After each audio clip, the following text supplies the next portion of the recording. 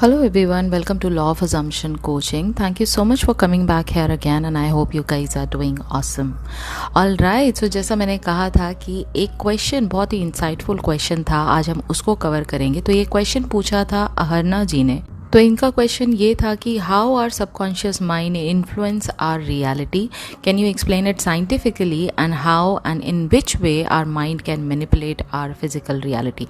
मतलब सिंपल सी चीज़ जो आप जानना चाह रहे थे वो ये कि सबकॉन्शियस माइंड आपकी जो फिजिकल रियलिटी है उसको कैसे इन्फ्लुएंस करता है, नंबर 1। नंबर 2 इज़ इसका साइंटिफिक प्रूफ मांगा था, साइंटिफिक रीजंस मांगे थे इसके पीछे। और उसके बाद उन्होंने जो अगला इससे रिलेटेड क्वेश्चन पूछा वो ये पूछा कि किस तरह से हमारा माइंड जो है वो जो फिज़िकल रियलिटी है उसको मैनिपुलेट करता है। तो अगर आपका भी कुछ ऐसा ही मिलता जुलता सवाल था या आप भी इस क्वेश्चन के आंसर के बारे में जानना चाहते हैं तो ये वीडियो ज़रूर सुनिएगा, क्योंकि इस वीडियो में आपको एक्चुअल प्रूफ मिल जाएगा कि सबकॉन्शियस माइंड ही आपकी रियलिटी का क्रिएशन करता है। तो सबसे पहले तो आप ये जान लीजिए कि सबकॉन्शियस माइंड जो है ना वो बहुत ही एक सिग्निफिकेंट रोल प्ले करता है आपकी पूरी की पूरी रियलिटी यानी पूरी पूरी लाइफ को बनाने के लिए। और इस बात को सपोर्ट करने के लिए बहुत सारे साइंटिफिक फैक्टर्स हैं। तो पहला फैक्टर मैं लेती हूँ यहाँ पर न्यूरोप्लास्टिसिटी का। अगर आपको न्यूरोप्लास्टिसिटी के बारे में नहीं पता है तो बहुत ही सिंपल लैंग्वेज में मैं आपको समझाऊंगी न्यूरोप्लास्टिसिटी कैसे आपके सबकॉन्शियस माइंड से आपकी रियलिटी का क्रिएशन करती है। तो ऐसा मान के चलिए जैसे आपका जो ब्रेन है ना वो एक बहुत बड़ा कॉम्प्लेक्स नेटवर्क है रोड्स का। जैसे बहुत सारी रोड्स होती हैं, आपने देखा होगा ना ऊपर नीचे राउंड रोड्स जा रही हैं या क्रॉस रोड्स जा रही हैं। बहुत सारी रोड्स का अगर आप नेटवर्क देखें तो आपको दिखाई देगा कि वो बहुत कॉम्प्लेक्स है बाय नेचर, ठीक है। तो न्यूरोप्लास्टिसिटी के अंदर वो एबिलिटी होती है कि इस नेटवर्क को वो खुद ब खुद चेंज कर सके और इसके साथ साथ अडेप्ट कर सके ओवर द टाइम। मतलब सिंपल भाषा में अगर मैं कहूँ कि रोड्स अगर बनती हैं तो वो किस तरह से बनाई जाए और किस तरह से उनको रीराउट किया जाए ताकि आपका जो ट्रैवल है वो इजी हो जाए और बहुत ज़्यादा एफिशिएंट हो जाए। मतलब ये काम अगर किसी को दिया जाएगा तो ऑब्वियस सी बात है ना कि वो रोड्स का जो पूरा नेटवर्क है उसको थरली वो स्टडी करेगा बंदा और वो प्रॉपर दिमाग लगाएगा कि भाई इसको किस तरह से हम ईज आउट करें कि कहीं पर भी ट्रैफिक जाम ना लगे, ठीक है। अब सबकॉन्शियस माइंड पे आते हैं, ठीक है।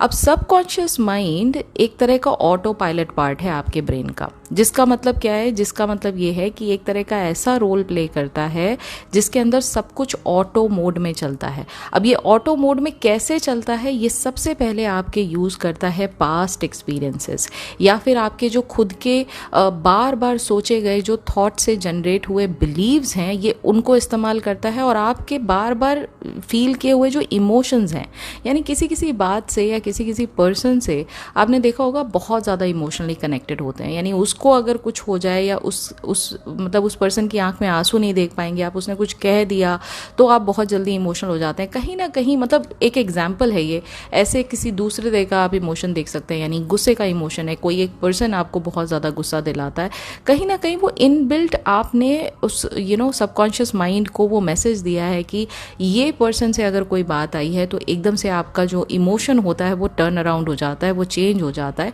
और लगातार इसी तरह के इमोशंस को जब आप फील करते हैं, इन्हीं सब तीनों पैटर्न को यानी पास्ट एक्सपीरियंस को, आपके बिलीव्स को और आपके इमोशंस को वो एक तरह से एनालाइज करता है और फिर डिसाइड करता है कि कौन सी रोड या फिर अगर साइंटिफिकली बोला जाए तो न्यूरल कनेक्शन कौन सी बनानी चाहिए ताकि ये तीनों चीज़ें स्ट्रेंथन हो सकें। और या फिर अगर इनके अलावा अगर आप कोई नया नेटवर्क बनाना चाहते हैं तो एक नई रोड बनाई जा सके, यानी नया न्यूरल कनेक्शन बनाया जा सके जिससे कि ये जो इमोशंस हैं ये बड़े आसानी से उस तरफ फ्लो होते चले जाएं। यानी अगर पास्ट एक्सपीरियंस में आपको ऐसा लगा कि मुझे लाइफ में प्यार की बहुत कमी है, ठीक है, या प्यार बड़ी मुश्किल से मिलता है, लोग लॉयल नहीं है, या जितना मर्जी है किसी के लिए भी कर लो, एंड ऑफ द डे हर कोई आपको धोखा दे के चला जाता है। ये आपका एक एक पास्ट एक्सपीरियंस का एक आपने बना लिया अपने दिमाग में कि हाँ ऐसा होता है। अब सबकॉन्शियस माइंड का काम ये है इस पूरे बिलीव को इतना ईज आउट कर देना आपके लिए कि हमेशा जब भी आपको इस बात पर कंफर्मेशन चाहिए तो वो ऑटोमेटिकली एक ऐसा रोड बना देगा, ऐसा न्यूरल कनेक्शन बना देगा जिसकी वजह से ये जो आपका बिलीफ है ये 100% सही होता आपको दिखाई दे। तो आप चीज़ों पर रिएक्ट वैसे करेंगे। आप अगर एक नॉर्मल रील भी देख रहे होंगे ना यूट्यूब की, और वहाँ पर आपको कोई ऐसा इमोशन टच कर जाता है और एकदम से आपको वही बात याद आ जाएगी कि हाँ देखो मैं सोचता था ना कि ऐसा होता है, देखो ये रील भी वही बता रही है। ये तक आपके जो सबकॉन्शियस माइंड का जो काम करने का तरीका है वो ये तक कर देता है आपके लिए कि आपको हर समय इस बात का कंफर्मेशन मिलता रहे। यहाँ तक मुझे लगता है सबको समझ में आ गया।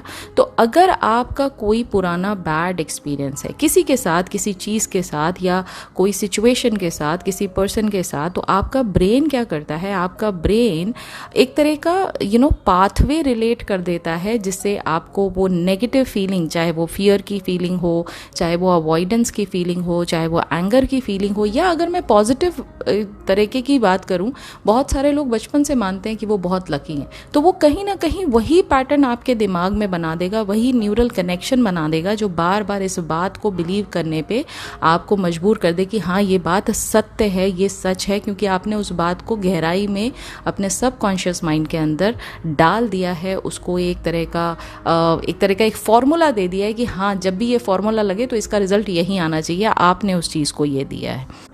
तो अगर ये बात नेगेटिव है तो जैसा मैंने बताया, एंगर, गुस्सा, इमोशंस, बहुत ज़्यादा आप चीज़ों को लेकर डर में आ जाते हैं, या कहीं ना कहीं आपको फेलियर का डर हो जाता है, ये नेगेटिव पैटर्न जो न्यूरल कनेक्शंस बनाते हैं ये उसका रिजल्ट होता है। अगर पॉजिटिव की जैसे मैंने बात कही, तो पॉजिटिव में आपका कॉन्फिडेंस बढ़ेगा, आपको हर समय खुशी का एहसास होगा, आप बहुत ज़्यादा चीज़ों में हैप्पीनेस ढूंढने की कोशिश करेंगे, और हर समय आपको एक छोटी छोटी चीज़ में आपको खुशियाँ मिलती हुई नजर आएंगी।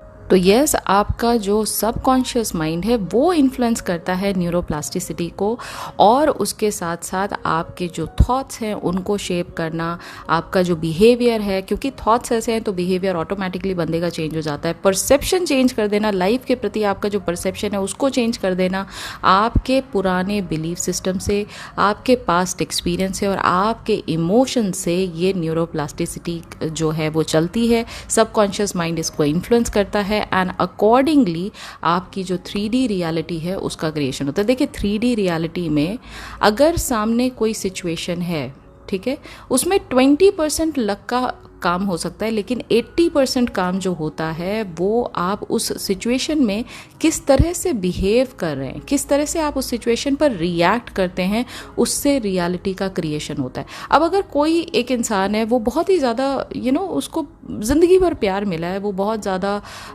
लाइफ से खुश है, उसकी लाइफ में हर एक चीज़ बिना मांगे उसको हर समय मिलती जाती है। एक चीज़ अगर मान लो कभी चली जाती है तो उसको पता है कि दूसरी चीज़ ऑटोमेटिकली आ जाएगी, उस बात को वो कॉन्फिडेंटली मानता है।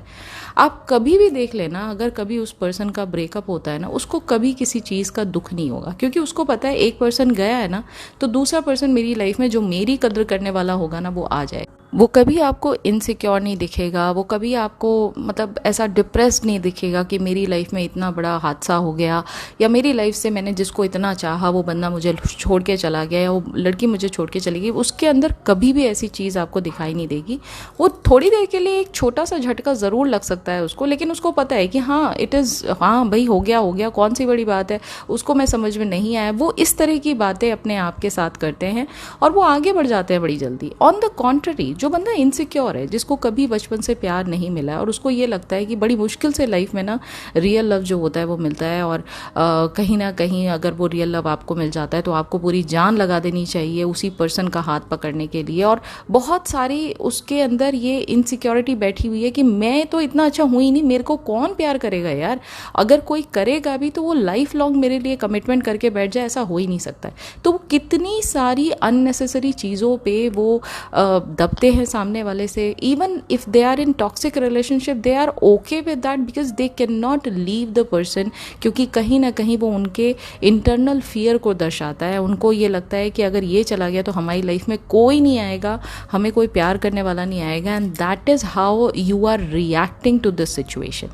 सिचुएशन एक ही है, लेकिन दो पर्सन का जो एटीट्यूड है उस सिचुएशन में एक्ट करने का, यानी उस चीज़ को किस तरह से वो परसीव कर रहे हैं और उस पर रिएक्ट कैसे कर रहे हैं, वो आपका पास्ट बिलीफ बताता है। और न्यूरोप्लास्टिसिटी इस पास्ट बिलीफ को आसान करती है, यानी न्यूरोप्लास्टिसिटी से आपके जो ब्रेन के कनेक्शंस हैं वो इस तरह से आसानी से बनते हैं कि ये चीज़ बार बार आपकी लाइफ में होती रहे। तो ये हुआ पहला पॉइंट। अगला पॉइंट जो है वो ऑफ कोर्स जो बिलीफ सिस्टम है आपका वो बहुत मैटर करता है, यानी बचपन से आपके अंदर क्या चीज़ें डाली गई हैं, आपके माइंड ने कौन से बिलीफ सिस्टम को होल्ड करके रखा हुआ है, कौन सी बातें आपको सबसे ज़्यादा इन्फ्लुएंस करती हैं, ये सभी चीज़ें आपके परसेप्शन को, आप किस तरह से रियलिटी को लेते हैं, 3D को किस तरह से लेते हैं, ये बिलीफ सिस्टम भी आपकी रियलिटी भी उसी तरह से इन्फ्लुएंस करता है। तो जैसे कि अगर बचपन से आपके एक्सपीरियंस और आपका जो कल्चरल डिफरेंस है, आपकी अपब्रिंगिंग कैसी हुई है, आपके पेरेंट्स ने आपको क्या क्या सिखाया, आपकी सोसाइटी में जहाँ आप जिस कल्चर में रहते थे, जिस सोसाइटी में रहते थे, किस तरह का आपका फ्रेंड सर्कल था, लोगों की कौन सी बातें, मतलब अब देखिए अगर कोई बहुत ही लो क्लास इनकम ग्रुप का अगर कोई बच्चा है, उनके यहाँ हैंड टू माउथ की प्रॉब्लम है, उनको डेली ब्रेड अर्न करना है, तो उनको बाकी कोई चीज़ समझ में नहीं आती है, उनको बस ये समझ में आता है कि सबसे पहले we need to make sure कि हमारा आज का दिन हम अपनी सर्वाइवल की लड़ाई लड़ें और हमारा आज का दिन हमें खाने को भरपेट मिल जाए। ये उनका पैटर्न होता है थिंकिंग का। तो उनके पास इन चीज़ों के लिए मतलब वो सोच विचार वो करते ही नहीं है कि कौन सा काम छोटा है कौन सा काम बड़ा है। उनको ये लगता है कि बस मुझे एक काम मिल जाए जिससे मैं अपनी फैमिली का पालन पोषण कर सकूं या मैं अपना पालन पोषण कर सकूं, ये उनका थॉट प्रोसेस बन जाता है। ऑन द कॉन्ट्री जिसके पास सब कुछ अवेलेबल है, यानी वो बिल्कुल एक्सट्रीम हाई इनकम ग्रुप के अगर मैं बच्चे की बात करूं, क्योंकि उसके पास इतनी सारी फैसिलिटीज़ हैं, क्योंकि उसके पास इतने सारे चॉइसेस हैं उस एक छोटे से चीज़ को एक्सपीरियंस करने के लिए, डू यू थिंक कि वो इन बातों को सेम पैटर्न से सोचेगा? नॉट एट ऑल, क्योंकि उसके पास सब कुछ है। तो अपब्रिंगिंग दोनों लोगों की अलग अलग हुई है, उनके सोसाइटी अलग अलग है, वो जिन लोगों के साथ उठते बैठते हैं वो अलग अलग है। ये सारी चीज़ें आपके सबकॉन्शियस माइंड को इन्फ्लुएंस करता है और इससे ही फिर आपकी 3D रियलिटी का क्रिएशन होता है, क्योंकि फिर आप चूज़ वही करोगे ना अपने लिए, जैसा आपने थिंकिंग प्रोसेस बनाया है अपना, जो बिलीफ सिस्टम ऑलरेडी अंदर बैठा हुआ है आपके, उसी हिसाब से आप अपनी लाइफ में जो चीज़ें आगे आपके आती हैं उसमें आप चूज़ करते हो कि this is what I want. अच्छा, मैं आपको एक बहुत छोटा सा एग्जांपल देती हूँ, अभी आपको पता लग जाएगा मैं क्या कहना चाह रही हूँ। देखिए, हमारा सपोज़ करिए अगर कोई एक पर्सन है, उसका मंथली इनकम, लेट्स से उसका मंथली इनकम 15,000 है, ठीक है। अब वो 15,000 में वो अपना घर का खर्चा भी चलाता है बंदा, वो कभी कभार बाहर भी जाता है दोस्तों के साथ खाना खाने के लिए। आप सपोज़ करिए कि उसका बर्थडे है, वो बाहर गए सबके सब किसी अच्छे रेस्टोरेंट में चले गए और वहाँ पर जब वो मेन्यू कार्ड देखता है तो सबसे पहले वो ये देखता है, वो ये कभी नहीं देखेगा कि उसको डिश क्या खानी है, वो अपने बजट के हिसाब से वो डिश चूज़ करेगा।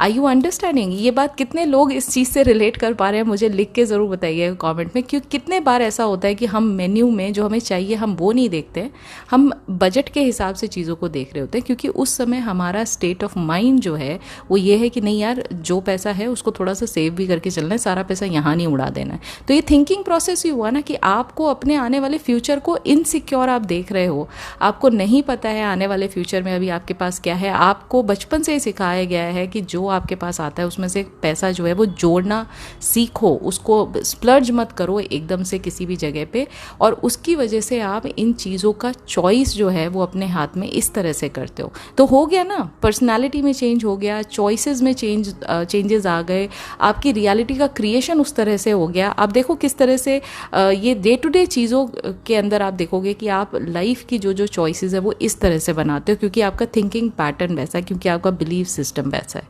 ठीक है। अगला जो साइंटिफिक इसका जो आंसर है वो ये है कि इमोशनल कंडीशनिंग आपकी कैसी है। अब आप ये देखिए, अगर एक छोटा बच्चा एक ऐसे परिवार में रहता है जहाँ पर बहुत ज़्यादा पेरेंट्स के बीच में बहुत प्यार है। जितने भी लोग उसकी फैमिली में हैं, वो चाहे एल्डर्स हों, वो चाहे ग्रैंड पेरेंट्स हों, वो कोई भी लोग हों, वहाँ पर बड़े तहज़ीब के साथ उस बच्चे को रखा जाता है, उसको बड़ा प्यार दिया जाता है। और among each other also everyone respect each other. Parents में आपस में कोई ग्रजेस नहीं है, कोई डिफरेंसेस नहीं है, वो लोग बहुत प्यार से एक दूसरे के साथ रहते हैं, वो बच्चे को भी बहुत प्यार देते हैं। वो बच्चा जो है वो इमोशनली हमेशा आपको सिक्योर मिलेगा, वो कभी इनसिक्योर नहीं मिलेगा, ठीक है।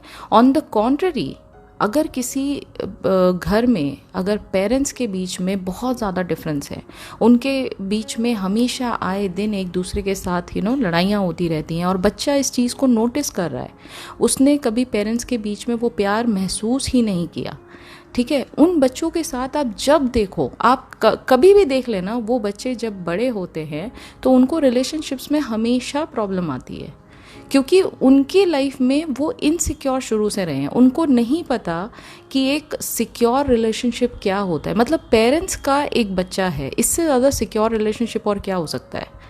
मतलब आप पेरेंट्स तब बनते हैं जब आपको ये लगता है कि हमें ये परिवार आगे बढ़ाना है। तो आगे बढ़ाने की सिर्फ जिम्मेदारी यही थोड़ा ना होती है कि बस आपको एक पॉपुलेशन में एक हिस्सा जो है वो अपना और ऐड कर देना। उसके साथ साथ आप उसको ताह जिंदगी, कहते हैं इंग्लिश में जैसे कहा जाता है ना, once a parent always a parent. इसका क्या मतलब है, यानी जो पेरेंट होते हैं उनका बच्चा चाहे कितना ही, मतलब आपने अपने घर में भी देखा होगा, जो बहुत बड़े बड़े बुजुर्ग होते हैं, जो 80 ईयर्स 90 ईयर्स की हमारी ग्रैंड मदर हैं, वो अपने मतलब हमारे फादर को या हमारी मदर को वो आज भी अपने बच्चे की तरह ही ट्रीट करते हैं। तो once a parent always a parent, तो उनका तो ये राइट बनता है ना कि ऑल द टाइम कोई उस बच्चे के साथ सपोर्ट में हो या ना हो, कोई बच्चे को प्यार करे या ना करे, उनको लाइफ टाइम बच्चे के साथ खड़े रहना होता है। अब आप उसको इस पोजीशन पे, जहाँ वो अभी बहुत छोटा है, आप उसको ये दिखा रहे हो कि ये जो हमने क्रिएशन किया, ये हमने यहाँ गलती कर दी, हम लोग एक दूसरे से लड़ाई कर रहे हैं, हम दोनों एक दूसरे के साथ कंपैटिबल नहीं है। आप ये सोचो, जहाँ से उसने बर्थ लिया है, वो बर्थ क्योंकि लव है तब लिया है। अगर वो बर्थ होने के बाद वो लव को ही देखता है कि हाँ ये उड़ गया है, वो बच्चा कैसे सिक्योर फील करेगा।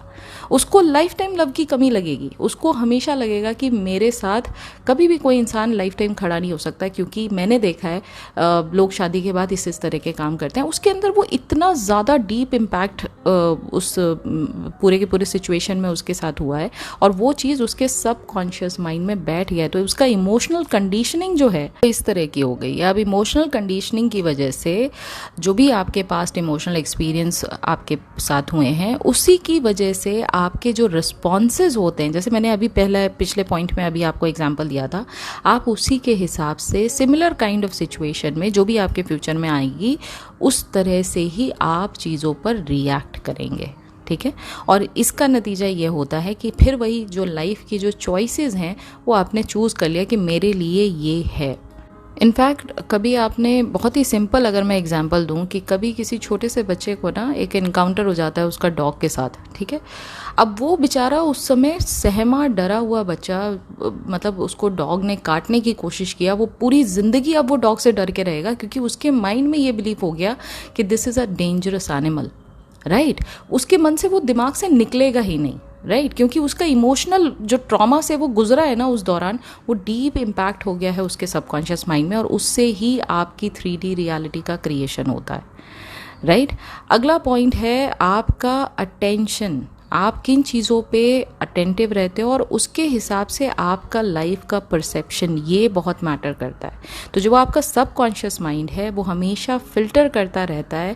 एक बहुत वास्ट इन्फॉर्मेशन आप पूरे दिन में 24 आवर्स में गैदर करते हैं, यानी आंखें जो देखती हैं, आपके जो कान हैं वो क्या सुनते हैं, वो भी एक इन्फॉर्मेशन है। आप जो देख रहे हैं वो भी एक इन्फॉर्मेशन है। आप क्या स्मेल कर रहे हैं वो भी एक इन्फॉर्मेशन है। आप क्या टेस्ट कर रहे हैं वो भी एक इन्फॉर्मेशन है। आप क्या टच कर रहे हैं वो भी एक इन्फॉर्मेशन है। तो इन सारे के सारे जो सेंसेस से जो इन्फॉर्मेशन का इनपुट आपके ब्रेन में जाता है, सबकॉन्शियस माइंड उसको day in day out filter करता रहता है, ठीक है। अब because of such vast information और फिल्टरेशन प्रोसेस जो होता है वो सबकॉन्शियस माइंड का लगातार चलता रहता है, हम उन्हीं बातों पर फोकस करते हैं जो कि हमारे लिए इम्पॉर्टेंट होती हैं या जो रेलेवेंट होती हैं।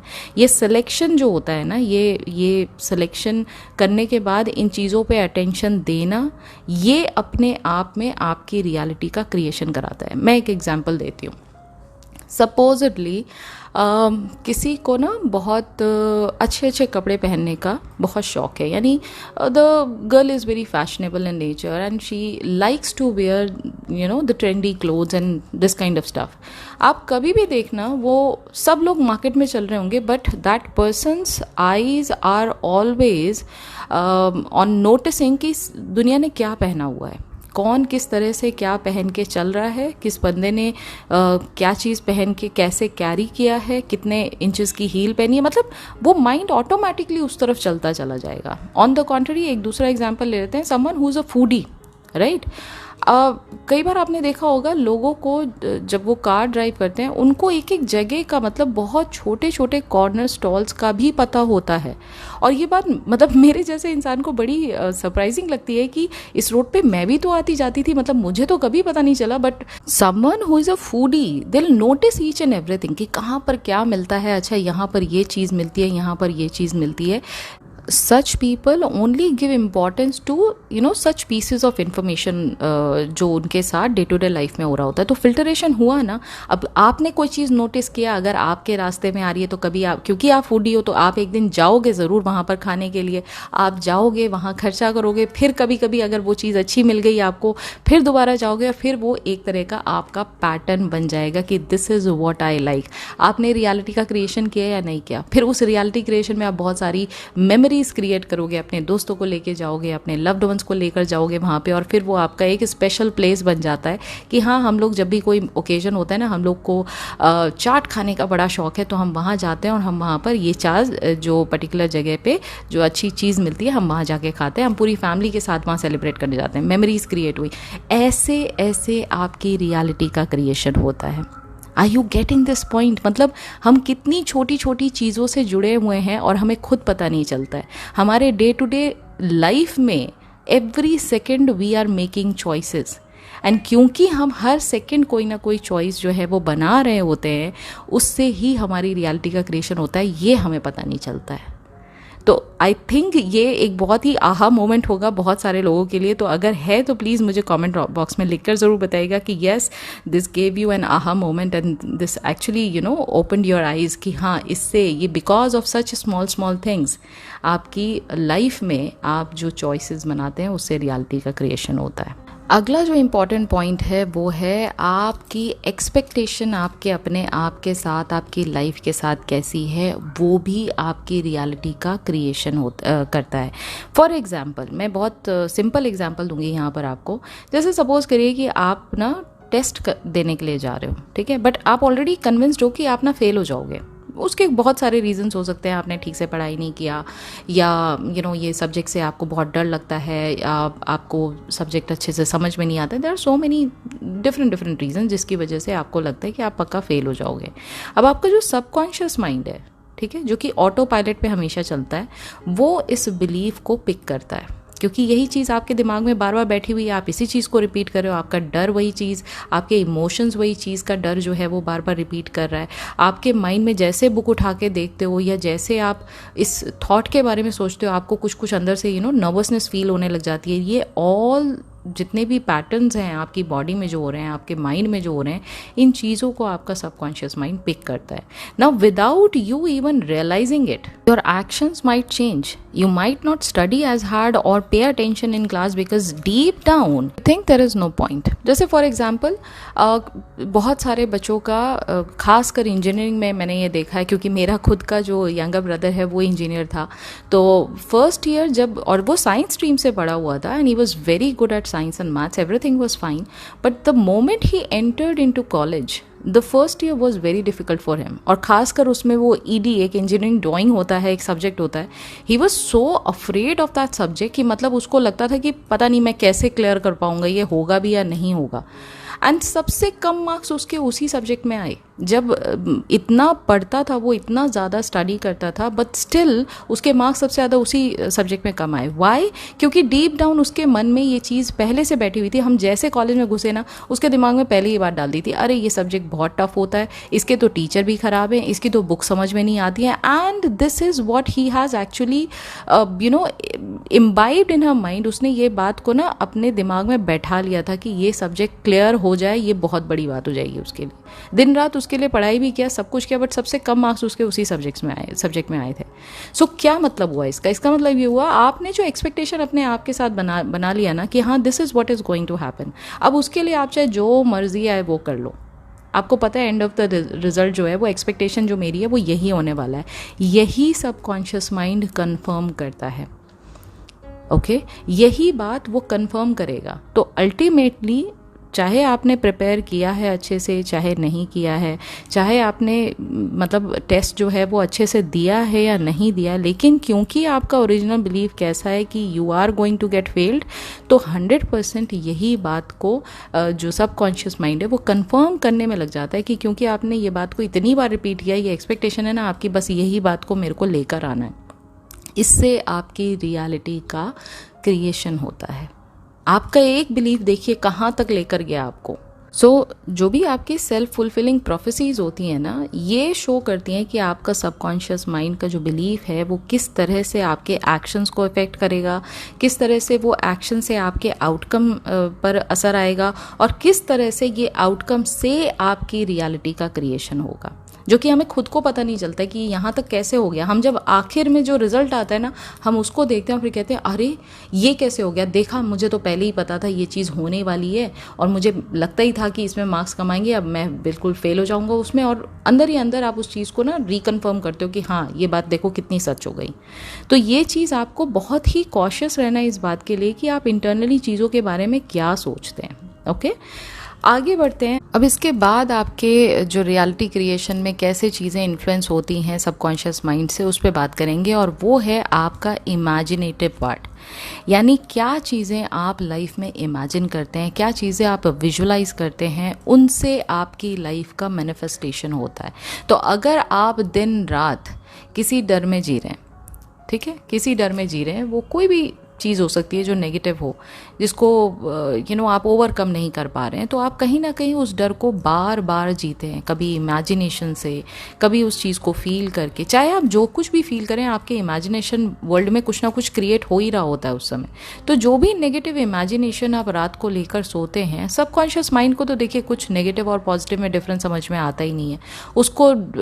येस और नो में कोई डिफरेंस समझ में नहीं आता है उसको। बस एक ही चीज़ समझ में आती है कि रिपीट क्या हो रहा है। अब अगर रिपीट आप नेगेटिव पैटर्न या नेगेटिव थिंकिंग या नेगेटिव इमेजिनेशन को कर रहे हैं, ठीक है, this is what you are going to manifest in your 3D reality, because imagination creates your reality. Ultimately आपका जो सबकॉन्शियस माइंड है वो पिक्चर को, यानी जो भी आपने सीन क्रिएट किया अपने माइंड में नेगेटिव, उस पिक्चर को वो समझता है कि अच्छा ये आपको चाहिए। अब वो नेगेटिव है या पॉजिटिव है इन नेचर, उससे उसको कोई मतलब नहीं है। तो उससे, जैसा मैंने अभी आपको बताया ना, इतनी छोटी छोटी चीज़ें आपकी एक्शंस जो हैं वो इन्फ्लुएंस हो जाते हैं इस बात से। अब क्योंकि ये चीज़ आपने सबकॉन्शियस माइंड को दे दिया, किसी चीज़ से आपको डर लग रहा है, इंग्लिश अच्छी बोलने नहीं आती किसी को, या सपोज करिए कि वो पब्लिक स्पीकिंग से बहुत डरता है बंदा, ठीक है, लेकिन उसका काम ऐसा है कि कहीं ना कहीं वो स्टूडेंट है या कहीं ना कहीं वो टीचर है या कुछ ऐसी जगह पे है जहाँ पर उसको पब्लिक स्पीकिंग करनी पड़ जाती है। वो क्योंकि डर बैठा के बैठा हुआ है, वो अल्टीमेटली उस जगह फेल करेगा ही करेगा, राइट, क्योंकि उसने दिमाग में ऐसा रखा हुआ है कि अगर ऐसा हुआ ना तो मैं इतने सारे लोगों को कैसे फेस करूँगा। उसने वो इमेजिनेशन में रखा है अपने माइंड में, राइट, और वही इमेजिनेशन अब आज की डेट में वो कंफर्म हो जाएगी।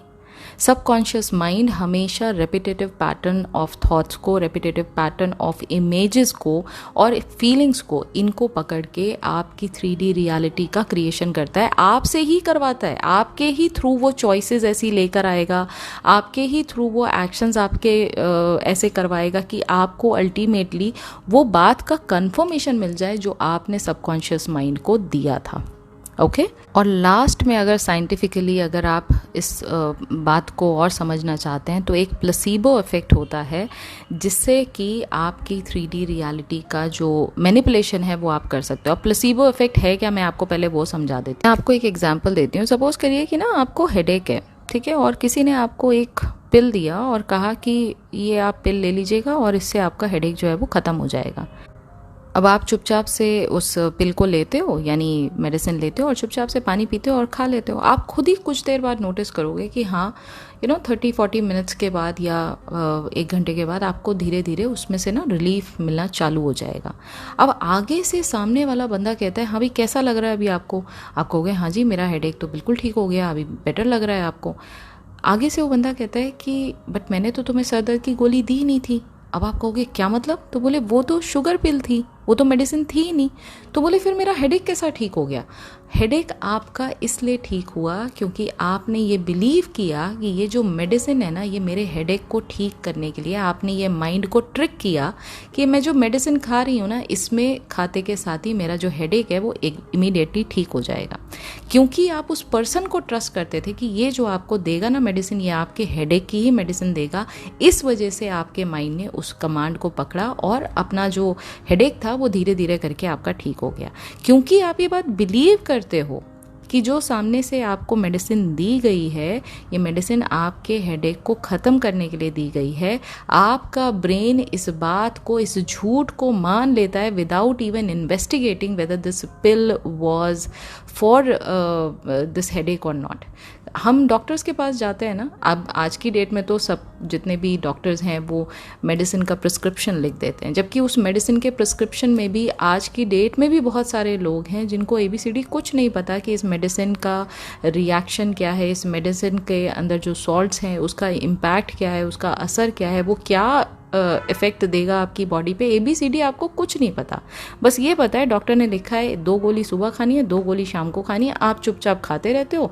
3 दिन के बाद, 4 दिन के बाद, हफ्ते भर के बाद, जितने दिन का प्रिस्क्रिप्शन होता है आपको लगता है हाँ हाँ बॉडी तो ठीक हो रही है। होता है या नहीं होता है? ये बात कितनी ज़्यादा रिलेटेबल है आप मुझे बताइएगा ज़रूर कि अगर आप इस बात से रिलेट कर पा रहे हैं तो। हमें ABCD नहीं पता लेकिन एक बिलीफ होता है कि हम इस डॉक्टर के पास गए ना, इसने हमें जो मेडिसिन लिखी है उसने हमारा जो एक्चुअल कॉज था प्रॉब्लम का वो पकड़ लिया और ये मेडिसिन से अब ये मेरी जो प्रॉब्लम है वो ठीक हो जाएगी। ऐसे केस में आप उस डॉक्टर को ट्रस्ट करते हो, आप उस पिल को ट्रस्ट करते हो जो उसने दिया है प्रिस्क्रिप्शन के तौर पे, और आप ये बिलीव करते हो कि ये आपको हेल्प करेगा। और इसी की वजह से ये अमेजिंग चीज़ होती है कि आपका ब्रेन जो है वो आपको बेटर फील कराने की कोशिश करने में लग जाता है और अपने आप ही वो आपकी बॉडी को हील करने लग जाता है। इवन दो आपकी जो पिल है उसने कोई इफेक्ट नहीं दिया है, मैंने जो शुगर पिल का एग्जाम्पल दिया था इसका कोई असर नहीं है आपकी बॉडी पे अगर देखा जाए तो, लेकिन वो फिजिकली आप बेटर फील करना चालू कर देते हो। क्यों? क्योंकि ब्रेन जो है वो इस तरह के केमिकल रिलीज करता है जिससे कि आपका हेडेक कम हो जाए, जिससे कि आपको फिज़िकली वो पेन जो है वो ख़त्म होता फील महसूस हो और जिससे कि आपको धीरे धीरे बेटर फील होने लग जाए। तो इसका क्या मतलब है? ये प्लेसिबो इफेक्ट जो है ये it's like tricking your mind, ठीक है, tricking your mind and your body to feel better, right. ये प्लेसिबो इफेक्ट है। अब ये प्लेसिबो इफेक्ट अगर ये एक्शन में आता है तो ये आपके माइंड की जो पावर है ये बताएगा आपको कि कितना पावरफुल है आपका माइंड और किस तरह से ये इन्फ्लुएंस करता है कि हम फिजिकली चीज़ों के बारे में कैसा फील करें। हम और इमेजिनेशन में भी क्या होता है जब आप बहुत डीप इमेजिनेशन में पहुंच जाते हैं। अच्छा, वो जो 3D शोज़ होते हैं जहाँ पर आप मूवी को देख रहे होते हैं लेकिन एक्सपीरियंस आपको ऐसा दिया जाता है as if it is happening in reality, तो एक बार को तो माइंड भी ट्रिक कर जाता है। मतलब अगर हॉरर मूवी है तो आप डर जाते हो, होता है या नहीं होता, जबकि पता है ये सिर्फ काल्पनिक है, ये सिर्फ इमेजिनेशन में है, ये सिर्फ आपके सामने चल रहा है, इसका कोई रियल सब्सटेंस नहीं है, इसमें कोई भी फिजिकल एविडेंस नहीं है, बट स्टिल आपका माइंड ट्रिक हो जाता है और आपको डर वाले जो केमिकल्स हैं वो अंदर से रिलीज करने लग जाता है, आप डर जाते हो बुरी तरह वहाँ जो मूवी हॉरर पिक्चर देखते हो तो 3D इफेक्ट के साथ। एम आई राइट और रॉन्ग? तो ये माइंड को ट्रिक करने की एक जो प्लेसिबो इफेक्ट है, ये उसका असर होता है कि माइंड आपका ट्रिक होता है, बॉडी में वो केमिकल्स को रिलीज़ करता है, और जब वो माइंड में ऐसे केमिकल्स को रिलीज़ करता है आप फिज़िकली और मेंटली अपने आप को बहुत बेटर फील करते हो।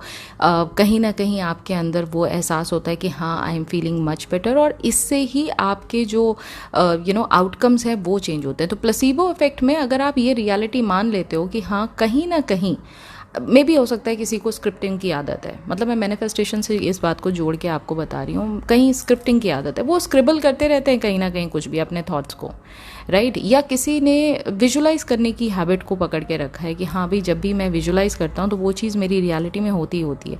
ये एक काइंड ऑफ प्लेसिबो इफेक्ट ही है कि आप उस इमेजिनेशन में वो चीज़ का एहसास कर रहे हो और उस समय माइंड जो है उस चीज़ को रियलिटी मान के वो सारे जो केमिकल्स हैं जो उस फीलिंग ऑफ विश फुलफिलमेंट का एहसास दिलाते हैं आपको, वो आपकी बॉडी में रिलीज़ करता है, और बिकॉज ऑफ दैट रिलीज आप इतना ज़्यादा सेटिस्फाइड, इतना ज़्यादा हैप्पी महसूस करते हो, and because you have reached that state of wish fulfillment, now your subconscious mind is assured that this is what you want, and now it is going to get you, it is going to influence you first of all to get into that action mode, जहाँ पर आप ऐसी choices को पकड़ो, ऐसी चीज़ों को choose करो जो कि उस रियलिटी क्रिएशन का पार्ट बने। इस तरह से आपकी रियलिटी क्रिएशन जो है वो बनती है, आप ही के थ्रू बनती है, आपके बाहर से नहीं बनती है। मैं हमेशा से ये कहती हूँ कि जो कुछ हो रहा है वो आपका क्रिएशन है, और आज ये वीडियो से आपको ये बहुत कुछ पता लगा होगा कि कैसे छोटी छोटी चीज़ें जो हैं वो आपकी रियलिटी बनाती हैं और कैसे वो छोटी छोटी चीज़ें आपकी रियलिटी को बिगाड़ती हैं। तो सब कुछ अगर आपके ही थ्रू हो रहा है तो अब आप समझ सकते हैं कि अगर आपने अपने थॉट्स को कंट्रोल कर लिया, अगर आपने अपने माइंड को, स्पेशली जो सबकॉन्शियस माइंड है, अगर उसको सही तरीके से ट्रेन कर दिया, then there is nothing that you can not achieve in your life. हम सभी के अंदर वो सारी चीज़ें मौजूद हैं जो कि एक अच्छी लाइफ जीने के लिए इंसान को चाहिए। हम सभी के अंदर वो सारी कैपेबिलिटीज़ हैं। Please stop blaming your circumstance. Please आप अपने सोसाइटी के लोगों को ब्लेम करना बंद कर दीजिए, अपने पेरेंट्स को ब्लेम करना बंद करिए, अपने हालातों को ब्लेम करना बंद करिए, अपने पार्टनर को ब्लेम करना बंद करिए, अपनी जॉब को ब्लेम करना बंद करिए, अपने जो भी सर्कमस्टांसेस हैं आपके उनको ब्लेम करना बंद करिए। ये आपका ही क्रिएशन है, ये कहीं ना कहीं आपके ही द्वारा बनाया गया है। तो अगर आज इस वीडियो से आप ये डीप लेसन लेकर जा रहे हैं तो ये प्रॉमिस ज़रूर करिए कि आज के बाद आप कभी किसी और को ब्लेम नहीं देंगे, आप कभी अपने आप को ब्लेम नहीं देंगे, बल्कि आप इस रिस्पॉन्सिबिलिटी को उठाएंगे कि अगर मैं क्रिएटर हूँ तो मेरा काम क्या है? मेरा काम है अच्छी से अच्छी चीज़ों को क्रिएट करना, अपनी लाइफ को बेहतर बनाने की जिम्मेदारी मेरे हाथों में। आज के बाद आप कभी भी किसी और के पीछे ना रोएंगे, ना डिप्रेस होंगे, क्योंकि वो पर्सन भी, वो सिचुएशन भी, वो सर्कमस्टांस भी आप ही का बनाया हुआ था। तो आज से अपनी पावर को पहचानिए, अपनी पावर को एक्सरसाइज करिए और अपने आप को इतना स्ट्रॉन्ग बनाइए, इतना स्ट्रॉन्ग बनाइए कि आपको कोई भी चीज़ नेक्स्ट टाइम कभी इम्पॉसिबल लगे ही नहीं। फिर चाहे वो एसपी से प्यार पाना हो, फिर वो चाहे दुनिया में खूब सारा पैसा कमाना हो, फिर वो चाहे नेम फेम पाना हो, और या फिर वो आपके लव्ड वंस के साथ आपका best of the best time आपको अगर बिताना है तो वो पाना हो, कोई भी चीज़ पॉसिबल है मैनिफेस्टेशन से। आप उन सारी बातों को जो आप ड्रीम किया करते हैं, अपनी एक बेस्ट लाइफ को, वो आप पा सकते हैं। So yes, I hope you have understood today's video. और बहुत डीप मैंने ये टॉपिक, मैंने इसीलिए उनको कहा था हरना जी को कि ये टॉपिक थोड़ा बड़ा है, मैं एक लाइन में नहीं समझा पाऊंगी। तो आई होप आपको अच्छी तरह ये वीडियो समझ में आया होगा। और इस वीडियो से आप बहुत ज़्यादा मोटिवेट हुए होंगे, बहुत ज़्यादा साइंटिफिकली अपने आप को आपने अवेकन किया होगा और साथ ही साथ काफ़ी ज़्यादा पॉजिटिव फील आपको आई होगी कि यस, क्रिएटर आप हैं और आपका पूरा कंट्रोल है इस क्रिएशन पे। तो with this happy note I am gonna take your leave. और अगर आज की वीडियो आपको पसंद आई है तो please do not forget to give it a big fat thumbs up, एक लाइक ज़रूर कीजिएगा। और लाइक के साथ साथ आज वीडियो में अच्छा क्या लगा प्लीज़ मुझे कॉमेंट बॉक्स में लिख कर ज़रूर बताइएगा। मैं मिलूंगी आपसे बहुत जल्दी अब नेक्स्ट वीडियो में एक नए टॉपिक के साथ। तब तक अपना ख्याल रखिए एंड हैप्पी मैनिफेस्टिंग।